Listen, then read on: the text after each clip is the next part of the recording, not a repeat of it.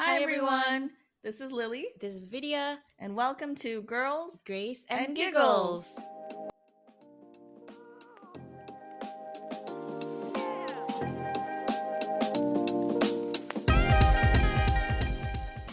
Hi everyone, welcome back to our first double-digit podcast Yay, episode. Episode Yay. 10. So to celebrate this, we decided to talk about a bit of a heavier, not really heavy, but a more serious topic today about adult friendships, how to maintain them and how to make new friends as an adult.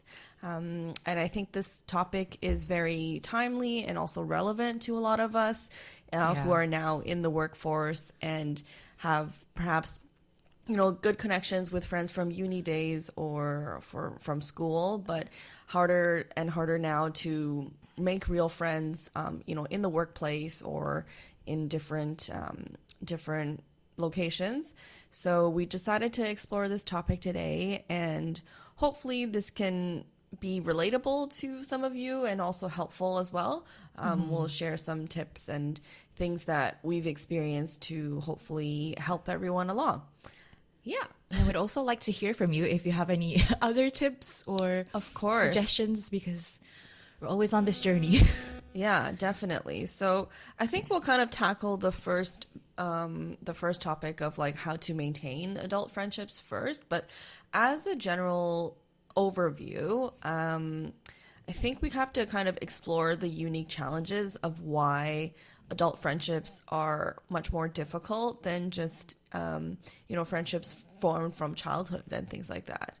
So something that I can think of that is, top of mind is the fact that a lot of people now are in different life stages. And naturally, that just means that people are not able to have that space or time in their life to carve out for friendships. Some people might be married or with children or, single and very career oriented. So because of the different life stages that everyone is at, it's hard to, have the same priorities anymore. And so it's just much more difficult to have schedules align. Yeah, so things don't happen as organically as they used to be, because you don't see each other for classes or because you don't play. And you don't necessarily live close together either. Yeah, Like, priorities have changed, priorities right? have changed. And, Distance. just life. Just life, honestly. And I mean, like, also with like long distance too. Like you moved all the way from Indonesia to Canada, and like just as hard as you try, it's hard to maintain those friendships. Yeah, from it's the friends in distance and Indonesia. it's the time difference as well. And not everybody is made for long distance friendships, and I get that. I can't demand that from everybody because it's not easy. Well, some people are just bad texters too. Yeah. Sometimes I'm guilty of that as well. So it's just that, like, for some reason, because you're not in that same space with the other person day in and day out, is just naturally you just fade apart or you just grow apart more, organically. Yeah. Can you think of other reasons? Yeah, but mostly for building new friendships. Like, I think people, I don't know, as we get older, it's not as easy for us to be vulnerable to each other. I think we talked about this offline a lot. Like, people are more guarded. Reserved. Yeah. Again, because of life. Yeah. And also, it's just that because you experience many things, you're less open or less ready to be as open as you were before. Yeah. So it's hard to cross that barrier line from acquaintances to friends, because I think that's what makes you fast friends, like how much you open up. I mean, obviously you need to be selective as well in terms of how who you open up yourself to, but if you only share about surface level stuff, it's you hard to feel you connected. only hang out, do the fun stuff, but you never really let people see the real you or let people know your struggles or your true self. I think it's hard to be deep friends. Yeah, no, that's a really good point, because I find that, like, as adults, we just tend to be like, of course, the busyness of life, but also just when you meet someone now, it's you have to go through many more layers before you feel comfortable to open up. But those many layers take time, which you don't have. Yeah, exactly. So it's like there's a high barrier. barrier to entry. Exactly. There's always challenges in each No, in each for stage. sure, for sure. So it does take a lot of intentionality in all the stages, like in making time, in Yeah. making the effort, and in opening up yourself. Yeah. And I also think the other key thing is that it has to be mutual. Yeah, Right? exactly. So then it's like, what if you are very intentional and you want to open up, but the other person, not necessarily due to like, not liking you or whatever, but Yeah. it's just because of time or other Or priorities. because they're just- not ready, they're not Exactly. comfortable, right? They're just not willing. And then so you're just kind of like, oh, okay, then this is as far as we can go. Yeah. This is not, and it's nothing bad Personal, per se yeah. or nothing personal, but it's just like sometimes you realize like, oh, this is Not working out. yeah, or like this is as far as we Yeah. can be, as close as we can Yeah. get. And it's not because it's not for lack of trying. It's just, we're just in different Yeah. spaces right now. Yeah. The other thing that I noticed, because I moved here 2 years ago and kind of had to start over, is that some people already have enough friends and they Right. No, exactly. literally don't have Room. extra time to make no more friends. bandwidth to accommodate a new person. Either they don't want to or they don't need to. I mean, it sounds a bit, Yeah. I don't know. It shocked Mean? me. Yeah, yes, it shocked me to learn that Yeah. the first time I heard about that. But then I'm like, yeah, I think I get it because you don't have an infinite amount of time. No, And you want to exactly. make time for your, existing friends. So Yeah. I get it. It's really funny because it reminds me of this episode of Big Bang Theory where Sheldon is like ranking his friends and he's like, I have too many. One needs to go. And he's like, throughout the episode, he's trying to just like rank who is the one that gets booted. I see. And it was like, it was a funny bit, but now looking back, I'm like, you know what? I get it. Because like you said, you only have a certain amount of time. But the other thing is that I feel specific to Vancouver, and perhaps this is the same case for big cities, but I find particular for Vancouver is that it's a pretty lonely city, or like people are much more insular or less open to having friends or meeting new friends. So they tend to just have their own circle and stick with it. yeah, and stick with it. Or like they would have maybe different circles, but then they would never introduce like friend from circle A to friend from Oh. circle B. It's like it's harder It's to segregated. Yeah, it's different groups. Yeah, it's harder to like cross pollinate. I see. In that way. And I don't know why if that's unique to Vancouver or something, but Yeah. it's something I've certainly observed because Okay. like when I moved back here, after uni days, I also felt like, oh, I have to relearn this whole city. Like I don't know anybody aside from like people that I've like Grew seen up grow with, up yeah. or just, and a Family, lot friends. exactly. And a lot of people moved out as well, like because Vancouver, for a lot of them, at least the people that I grew up with, they're relocated to, Toronto or to the States. And so not a lot of them remain in Vancouver. I mean, of course, there are those that do, and people like me who've came back, right? But it's just that all to say that because of these changes in your life, you have to recalibrate, and reintegrate into the city and again, make new friends. But you find that like, oh, It's like- not as easy anymore. exactly. And then in the end, it's like, it's still the same group of people again and again. And like the topics that you've talked about are like, very like tiring at the end because it's all repetitive. So it's just, I don't Yeah. know what it is. It's just, That said, though, I've also observed that even though it's a lonely city, a lot of people actually crave connections and friendships so much. But obviously, there's like barriers that we talked about, and there's also social anxiety, and Oh, yeah. those kind of get the best of us. yeah. And then we just end up going nowhere. Yeah. But that's the reason why I've seen a lot of social clubs, friends clubs in all over Vancouver. Yeah. where Like people just- interest groups or like Yeah. go hiking or go. Yeah. rock climbing. Yeah, but the core of it whatever. is to, like connect with people and make friends. Yeah. It's not, yes, it is about, having fun and like explore these beautiful places, but a lot of it is intended so that Vancouver is not, Seen as a lonely seen as a city. lonely city anymore. Right. So Right. Yeah, I think there's a conscious effort to try to, go out and meet people. yeah, and But don't you find that those people in the groups are typically not people in Vancouver who are like from Vancouver?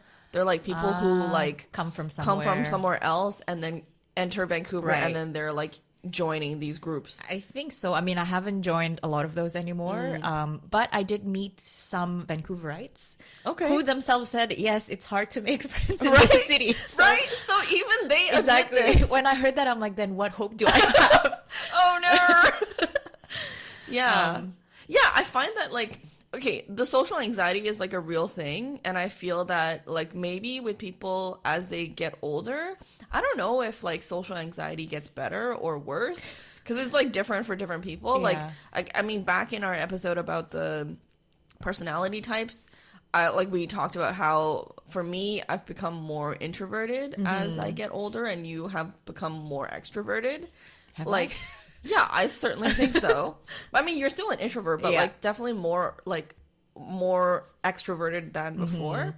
And so, I mean, not to say that this is linked with like social anxiety or whatever, yeah. but it's just that people's preferences for how they interact with friends or how they mingle is much like it can change as you get older. Like, so I would not prefer to be in like a big group or like a big crowd. I Yeah. would much prefer like a smaller, quieter setting with like, 2 or 3 closer friends. So it's like the way your preferences for how you interact also changes your ideal like interactions with new people as well. Right? So I think that also plays into it. And then maybe you're less eager to go out and meet new people if it's like a huge group of like strangers, right? Versus like, oh, like my friend is introducing me to one new person, and then maybe I would be more willing to do the latter, right? It's just yeah. there's also that baked into it, which man, It's so many complicated, man. Yeah, now I'm realizing like, oh my goodness, there's so many barriers to entry. Like honestly. So how do people do it? How do we make new friends as adults and how do we maintain old friends as adults? Yeah, I guess for maintaining my friendships with people back home, I literally have to get organized. Like I make time to respond to people's messages. I make time to message people. Right. And ask, deep questions like, how are you actually doing? Like, what can I pray for you? Or I mean, yeah, we joke a lot as well still, but Yeah. Again, back to the point about vulnerability, like you Yeah. really want to get to know them, Right. and not just the surface level stuff. So yeah, I think just maintaining that intentionality and book times for calls or like Yeah. Zoom meetings and Yeah. hang out. Yeah. No, It's I agree. really like booking an appointment, and I'm not kidding. Yeah, yeah. Actually, it's like, oh, I can slot you in like Yep. 3 weeks from now on a Tuesday. Yeah, or yeah. whatever. Yeah. So that's been working for me, and some friends. And again, it doesn't work for everybody because people are busy, and then you add the whole distance thing. It's not always possible. Yeah. But I can also suggest like to do some sort of activity together, like a routine activity. So with my friends, back in like the East Coast, so like there's a group of us, like 3 of us.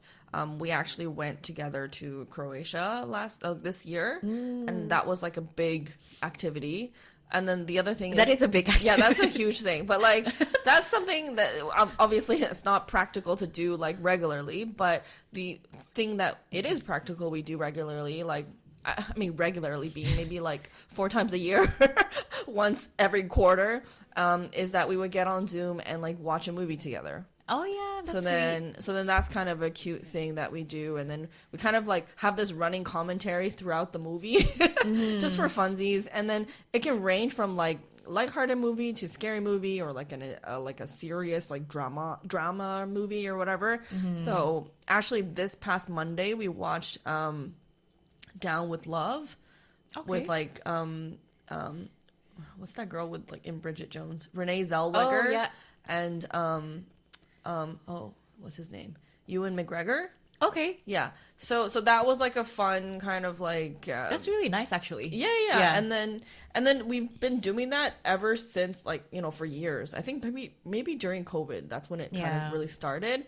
And then before the movie, we would kind of chat and catch up and then see how everything's going. And then we always have like this running WhatsApp group. And then sometimes we would just like rant about stuff like at work, something about work that you don't That everybody can relate to. exactly, or you don't feel comfortable to like rant to your colleagues about, because obviously there's you know some distance that needs to be had there, but then we like ourselves are separate enough from the situation to kind of just like be like, yeah, standing behind our friend to be like, yeah, like you go, or like, oh, I can't believe this person did this, or whatever, just to be a sounding board to cheer them on and you know have that space for them to kind of vent. So I feel like that's also really good. Yeah. And to your point, I think it's also useful to not just talk about the deep stuff, but also share about these little trivial things. Yeah. Unimportant, insignificant things. Yeah. Because that kind of, you know, bonds people too. Yeah, bonds people too. Yeah. Because I noticed that when you're new friends, you're either too formal or you're too informal. Okay, yeah, I understand what you mean. But honestly, sometimes, like, I feel like memes can be a love language, guys. Like, honestly, the way that people draw close to one another is, like, yeah, in many different ways. It can be deep or it can be, you know, surface. But so long as you make the effort, I feel like that's the key thing. Something that I really want to, like, advocate for is to normalize being the first one to, like, reach out. Oh, that's a good one. Yeah. Because oftentimes, whether it be for lack of distance or lack of trying or whatever, like, we just always feel like, oh, like, well, they haven't reached out to me. Or they should reach out to me. But it's like, well, if you're already thinking about them, then why don't you just do it, you know? Yeah. So I think normalize being the one to reach out. And it could just be like a very quick message to be like, hey, you know, I saw this thing and like I thought of you, or hope you're doing well, or hey, I just thought of you today, hope you're doing well. And I've sent those messages a lot to like people, and usually people do reply back, and then we have like a nice chat or like just an update of what's going on. So it's just always, I think it's always good, because if they don't reach out back, then that's fine too. Yeah. But if they do, then you have a really nice, you know, connection or a reconnection, and that's even better, right? So I think, yeah, normalize being the one to reach out first is kind of a that good reminds tip. me of something I've recently learned through different things, like through podcasts and sermons I've been listening to, is that I need to get over myself. Like, meaning that, like, think about God more than how much I think about myself. Like, think about how God wants to use me in my community and in my circle of friends, and not about how my friends should like serve me. Because as you said, sometimes I feel like, oh yeah, other people should reach out to me, or when I'm at church, like I'm the new person, like I should be the one people reach out to. Right. Why don't you reach out yourself? Like, why don't you like serve other people? That was humbling to be like, yeah, don't be so self-centered, because it's not about you. So yeah, that helps me get like a new perspective as well in friendships, and in building any kinds of relationships, to be like, think about yourself less. So wow, I think that's a really good point. That's a really profound point. I think we can even apply that to like a lot of different things too. It's like, it's not just for friendships, but you can apply that to like other relationships that you have in your life too. Yeah, just be the one to be more proactive. Yeah. Wow, well said. The other thing I think is also like to not have so much pressure put on the first reaching out thing. Just like have something low commitment or like low pressure tasks, or like we were talking about how like, yeah, just maybe doing like watching a movie together or something. Like just not doesn't have to be like a very intense conversation or like just super something fun, deep. right? Yeah. Like plan like low commitment, maybe like half-hour phone call, or like maybe that's too much, but like just have it be low commitment, and then so that people can like ease their way into it and not feel so like overburdened by your friendship. I just got reminded of the time when I was in elementary school. Huh? Okay. I saw my friends like every day at school, but yet we still had phone calls like every single night. We just never ran out of things to talk about. Yeah. It just happened so naturally. Yeah, you know what? That is true. I did that too. Oh, really? I thought it was just me. Okay. But I get me, evidently not. Wow. Yeah, right. But how come we're not like that anymore as adults? I don't know. Maybe just, I don't know. Life happened. Yeah. But I think maybe it's also a generational thing too. Like for my parents and stuff, they would call their friends, like my mom would call her friends for like hours at a time sometimes. And I'm like, wow, like that's very long. But for us, I don't think we would like have super long. I mean, sometimes we have long conversations too. Yeah. But it's more like in person, not over the phone or something. But like, I don't know, the newer generation don't. We did have phone calls when we were away apart. Oh yeah, that's true. And so it would take hours. We do that. We do that then. But again, it takes two to tango. I can't be the only one, or you can't be the only one wanting to do that, right? Yeah, it has to really be reciprocal. Yeah. Because otherwise you're just gonna have like one person say all these things and the other one's like, not interested. So just talking to a wall. So like, what do you do when you're the eager one and you're always trying to line up your schedule, but the other person can't make it? Like, at what point you just give up? Genuinely, I feel like this is a very, honest and difficult question because at times you have to really kind of sometimes read the intention behind it. Like if it's been 10 times in a row and this person is still not reaching the hint. It's like, okay, I get it. Maybe they don't want to commit as much to this friendship as I do. And then I think sometimes you just have to make peace with it. That's also another thing that is kind of difficult to learn, but something that perhaps we all have to learn in adult friendships is that, sometimes friends are just for a season, and it's not for lack of trying or not lack of desire to maintain that, but it's just that maybe we have outgrown each other, and that's a hard truth. Yeah, that's so sad to hear. It is sad in a way, but then by outgrowing one another, like you have developed further as people, and then maybe you can be friends with others, and then maybe several years down the line you reconnect and rekindle, and then you match each other again. So you never know, right? But I think sometimes we have to just accept that certain people or certain times are just for that time and just for that season. And like if you outgrow one another, or if one side feels like they no longer want to commit the same level of care and attention to the friendship, then that's we have to respect that as well, right? Because obviously at the end of the day, like friendship is built on like love and mutual respect. And so if that person wants to let go, you have to respect that too, right? So it's like, I know that's the reality, but it's a hard one for me to accept. Yeah, it's a hard pill to swallow. Part of me is like, no, why can't we stay friends forever?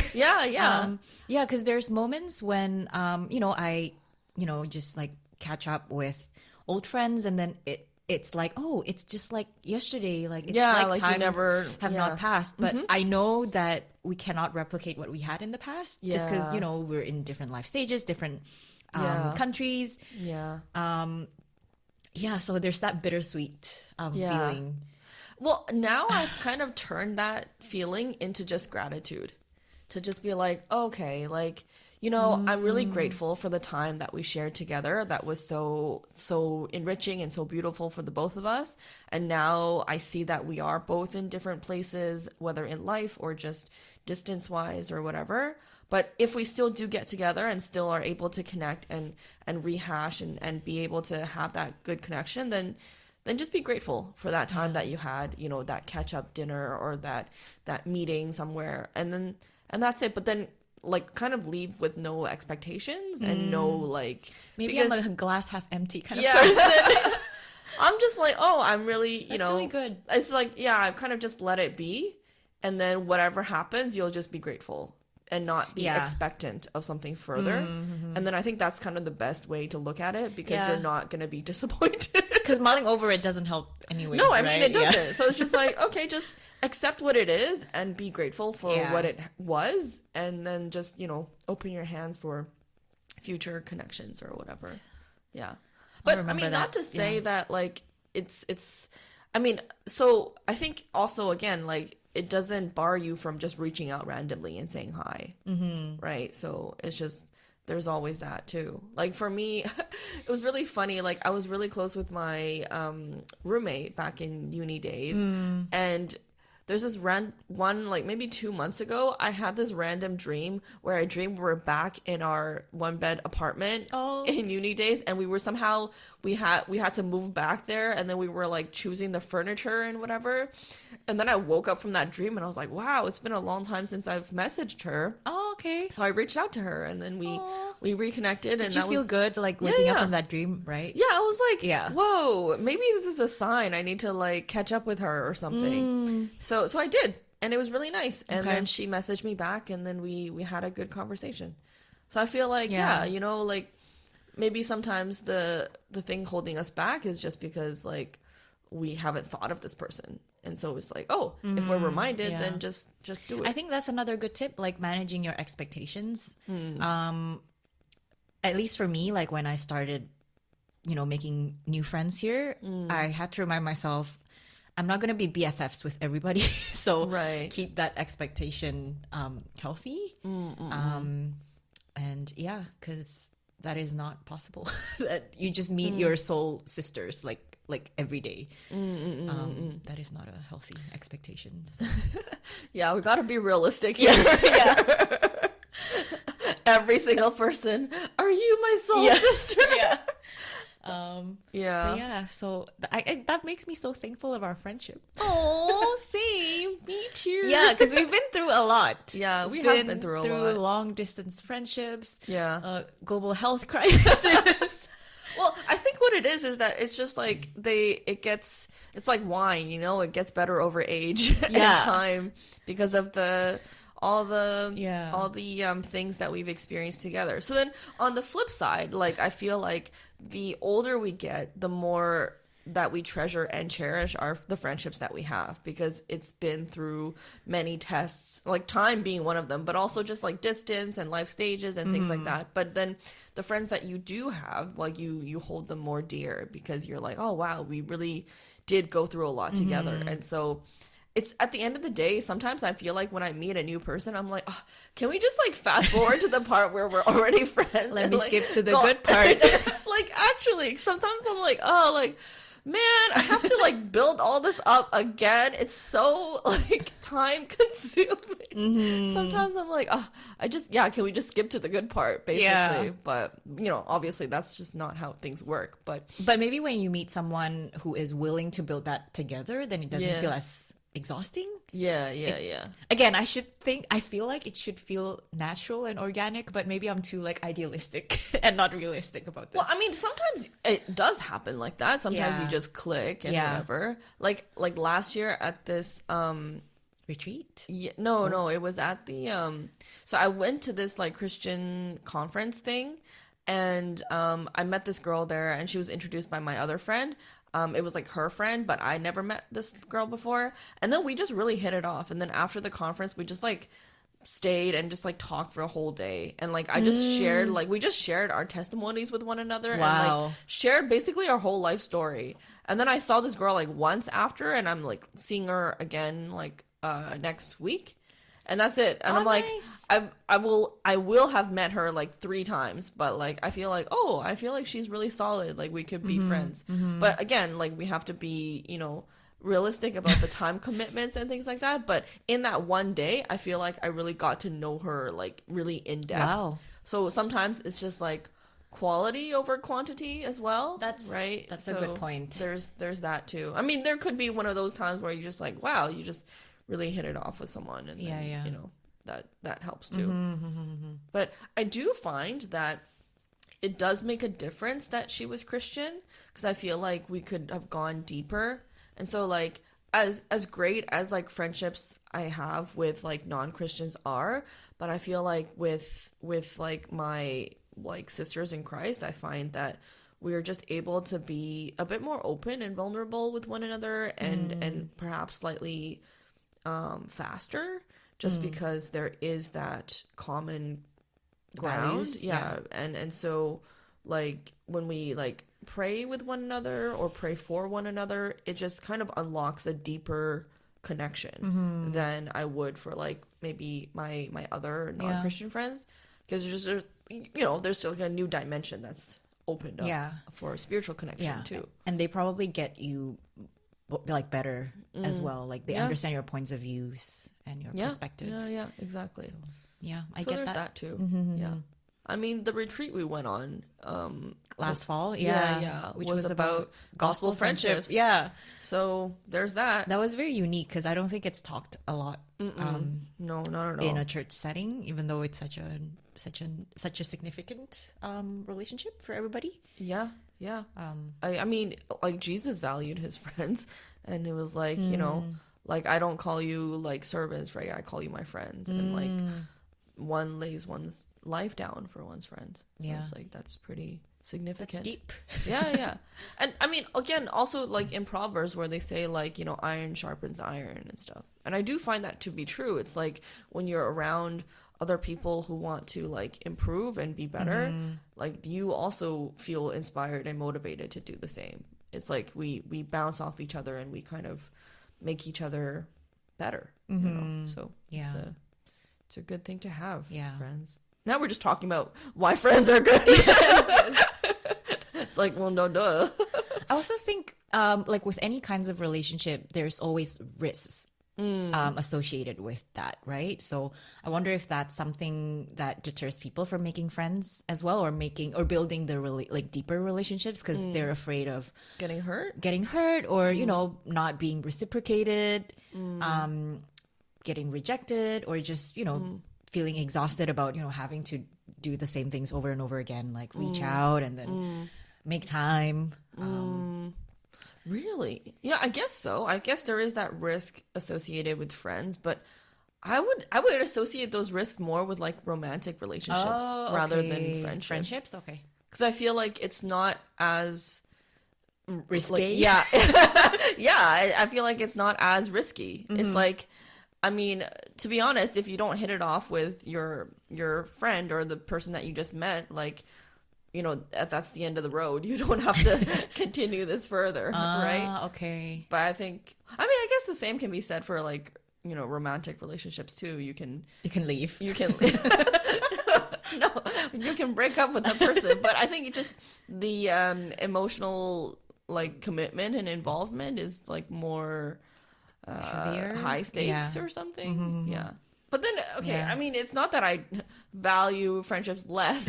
Now it makes me sound like I'm a very, like, 重色轻友 person. I would just, like, you know, that you value romantic relationships more than friendships. But, well, I don't know. Do you? Like, is that a...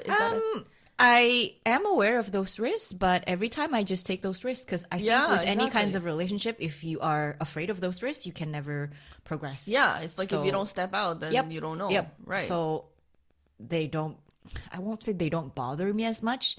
Yeah, I would just say they're not going to stop me. Right. Yeah. But would those things concern you for a romantic relationship? I guess depends on the situations and the person. Right. Yeah.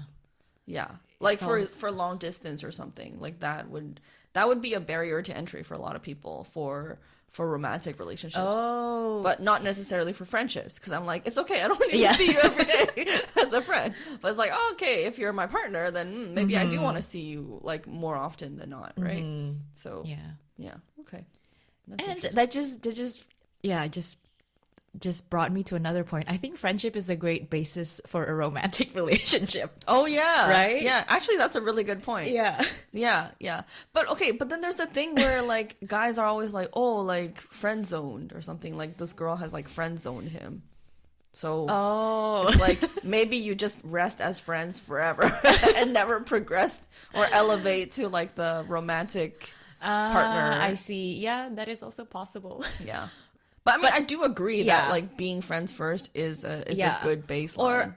Or like at the core of your relationship, you must want to be friends with your partner. Like you must enjoy each other's presence, and you must have that loyalty. Yeah, yeah. Like you actually like this person. Yes. Yeah, like you're not just like Not attracted romantically, yeah. like you actually enjoy this person. Yeah, yeah, yeah. I agree. It's like it's not only that you love this person, you also like this person. Yeah. Yeah, yeah. Yeah.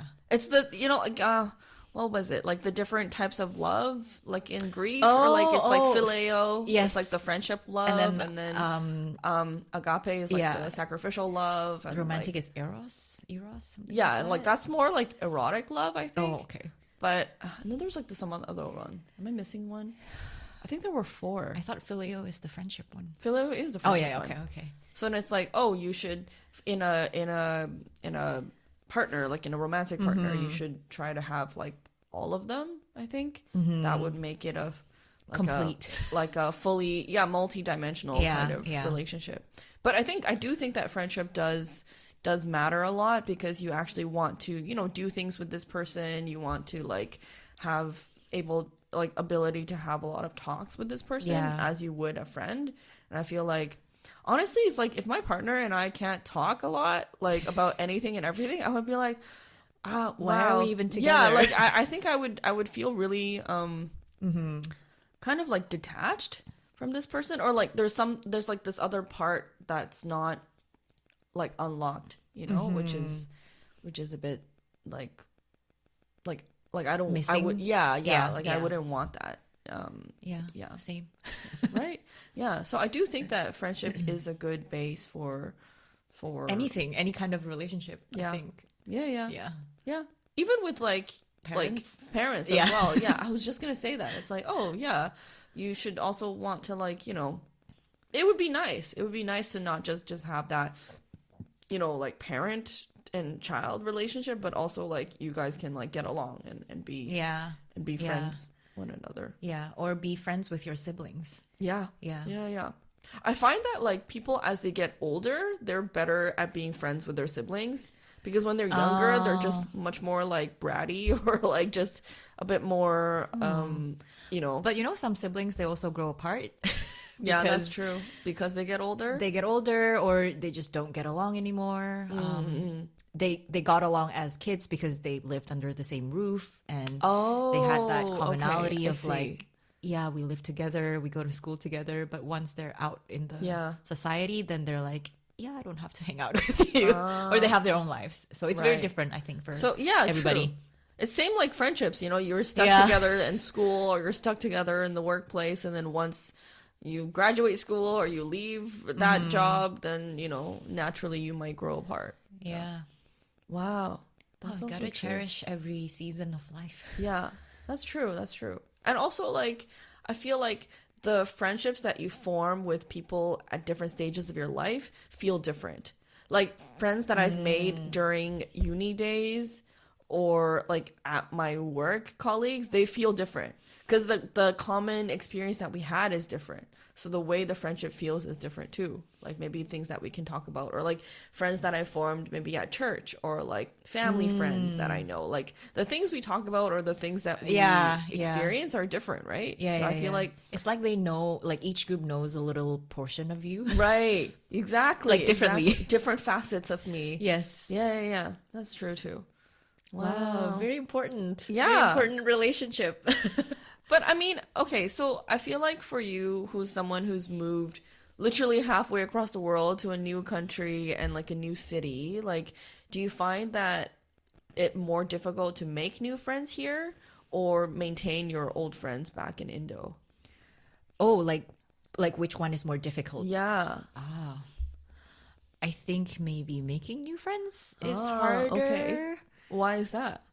By a little bit. Because again, Okay. They're both difficult. Yeah, because the time difference and distance are, big there is no way barriers. around it.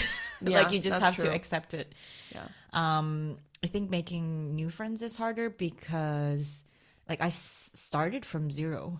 I only knew you. Right. In I'm honored. Vancouver. So it Took more just starting from effort. scratch. Like, this is where I come from. This is what I do for my work, and I just literally have to start from zero, like letting them know about my life. Because there's no context at all. Yeah. Well, how do you meet them? How did you meet them? From the meetup thing? Yeah, Like in the my interest first year, groups? I joined some meetup groups. So this is a group where you go out hiking or together. whatever. Yeah, it's like interest-based kind of meetups. I got introduced to friends of friends, or make friends with people from work. Although not as many as of this point, which I understand because it's hard, turning Yeah. from colleagues to friends, and then mostly meet people at church. Yeah, and try to maintain those relationships and build more. So Right. So I think the good question to ask is like when you meet someone new, like are you more guarded because they could be a bit more suspicious or like how do you suss out who seems like would be a good match and a good vibe to you versus those that you're like, oh, maybe we won't be able to click with well or whatever. Like, do you have that sense in you? Like, I think so, innately? but I don't know if I Okay. can explain it. Right. It's you more just just like feel an it. intuitive thing. Yeah. You just feel whether you hit it off, whether you have the same values, Right. and whether there's that reciprocal aspect. Like, are you the Right. one that's only putting the effort and the other one isn't? So it's a Yeah. combination of different factors. Right. Yeah, yeah. that's true. Because I'm like, oh, like it's hard to be in a completely new place and not know anybody and start from zero. Because usually people will have like, someone that they can introduce Yeah. you to some other people. So you have at least like, okay, it's like introduced by a friend. So you feel as though like, okay, at least my friend has vetted this person Yeah. beforehand versus me just like going out into the wild and Yeah. like trying oh my to gosh, find yeah, that's what it felt like actually. just going out into the wild. Yeah. Foraging for friends. But I think I was also conditioned to do that because otherwise, like, how am I gonna survive like in a new city? Like, I have to go out into the wild and like into the wilderness. make friends and introduce myself and Yeah, start that's somewhere. True. That's So true. That's true. You never know what you're capable of when you're Yeah. put in a situation that forces you a certain way. You just got to get pushed into it. Yeah, sometimes. yeah. Yeah, that's true. I find that's true for me too. Like nowadays, I feel like I'm more introverted, and if it were not for you pushing me to go out to like meet new people, I would not be so motivated to do so. So I do. Yeah, thank you for that. Pleasure, my pleasure. Yeah. Yeah. So I think we'll kind of close out this episode now. We kind of went over a lot of different things about either how to maintain adult friendships, some difficulties in that, and how to make new friends as an adult. But I think maybe something just to encourage you if you feel as though, it's been difficult or trying to connect with people and just your own busy schedule. Like, just know that, you're not necessarily a bad friend. You're just human. Things happen, and that's the way things are. But just to maybe encourage you to know that I think God intended for us to have connection and not to be isolated and alone. Yeah. And we're kind of wired for connection. So if you do feel lonely, like, know that you're not alone in feeling that, but also just know that it's okay to reach out, and then I think you might be Exactly. you might feel You might be surprised by the Yeah, result. exactly. I do encourage everybody to make the first move, myself included. Make the first move. And I guess manage your expectations. Like, it Yeah. may not work out, but it may work out. Yeah, But if you never exactly. try, you never know. Exactly. Yeah. I have a friend who says, I think he will listen to this episode. He always said, if you don't try, there's 0% of success. But if you try, there's at least 1% of success, and one is better than zero. Yes, yes, I like that. One is better than zero.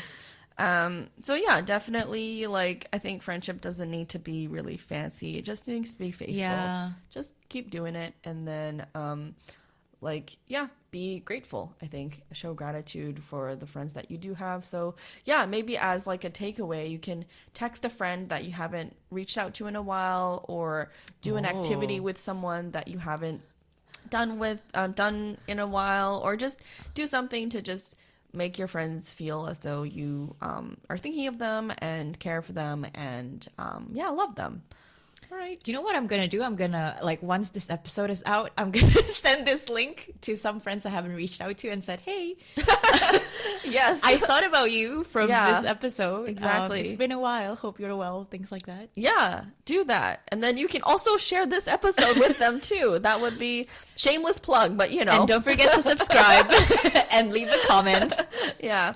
Well, thanks so much for listening in on this episode. Hope everyone is doing well. Take care. See you on the next one. Bye. Bye. Psych! You thought we ended the episode? No, no, no. We're back. There's a bonus clip. And this is all my fault because as Lily was closing, I had a point that I think is good to talk it's about. a good point. Yeah, and worth expanding, which Okay. is, you know, some people think that you need money to make friends or maintain your friendships. You know, maybe some people, you know, have more than the others, and they tend to hang out at places that require more money. And like, how do you handle that? Like, is that friendship worth maintaining, or do you just, you know, tell your friends that you just can't afford those things? And Well, I mean, I would hope that if you are honest with your friends about your financial capabilities, that they would be more considerate of your options, and then they would try to think of more budget-friendly hangouts to do instead of going to like fancy restaurant or like doing some expensive activity. Yeah. I think there's so many things that you can do for free that don't need to be like, you can go hiking, you can walk in a park, you can just chill at home and watch a movie, you can just explore some new place in the city, you can go and just, there are so many things that you can do that don't really require much cost and are very low barriers to entry. So I feel like if your friends are aware of your situation and know what's happening, then they should be more considerate. Yeah. Or you can be, again, the whole thing about normalizing the, you know, reaching out thing, like you can suggest some options and then see if they go along with it too, right? yeah, so I think that just goes back to the risk that I was talking about, like for you to open up and say, hey, I cannot afford this. It's not an easy thing to say. Yeah. Which becomes another barrier of you know, making and maintaining friendships. Right. But I like what you said, you know, like if you're able to open up and hopefully your friends are open to, you know, adjusting the hangouts or places to meet up with, that would be great. Yeah. But, or you can, instead of, you know, maybe you can say something like, I'm saving up for something, so I need to be more, you know, conscious of my budget, or, you know, that's, you know, beyond what I've calculated for this week or whatever. I don't know, like the way that you can say it can be a bit more like not as difficult, like, not or as direct, not as direct. Thank you. I was like, what is that word? So yeah, there's many different ways I think we can approach the situation. And honestly, if those friends are not very considerate, or then maybe they're not that good. they're not the friends for you. Yeah. Or, you know, like it, and that's fine too, right? Like it's okay to let people go that you feel are not compatible. Yeah. And so also that takes some time and courage and bravery. So I feel like also, in fact, in first year uni days, okay, we'll really end this now, but I think because it was my first time away from home, I realized that I kind of had FOMO, like fear of missing out, like because I lived on dorm, and so there would be like a lot of activities happening all around campus, and I was so like a bit like like stimulation overload on like all the things that were happening, and I was like, oh, I want to like be part of all these activities, or I want to do these things, because I feel like if I don't, then I'll miss out on something. But over time you realize like it's okay to miss out on things, and it's okay to not be present at all these things, because you have to actually have your own schedule, and you have to like actually do your studies, and that should take precedence. You know, at the time, if you're a student, you should focus on your studies. And so I think it was also kind of learning about having autonomy for yourself, and also learning how to manage your own life. Yeah. And it's like your friends should not dictate your life, but they should also like, you know, be part of your life. So it's also having that balance of knowing, you know, you don't have to go to all of these events that your friends invite you to if you don't want to, or if you can't.